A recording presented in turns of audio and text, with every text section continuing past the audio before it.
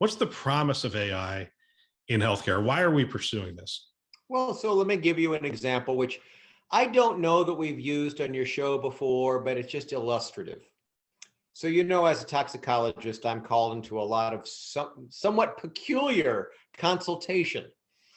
And so one night I was called and I was told, do you know there's a 24-year-old woman running unclothed through a Walmart parking lot at 3 in the morning, and the emergency physician discovered cannabis in the tox screen.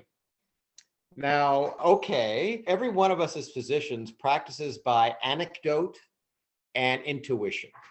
And this particular physician decided that cannabis had this particular effect on 24-year-old women.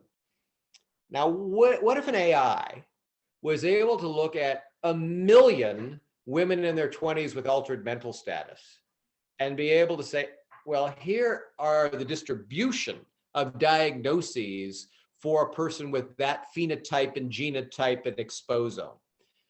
Now, it's not to say that there aren't substances that can cause altered mental status, but cannabis probably doesn't cause that effect.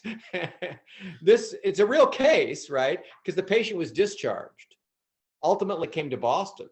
We did a lumbar puncture. She had the worst case of meningitis that anyone had ever seen.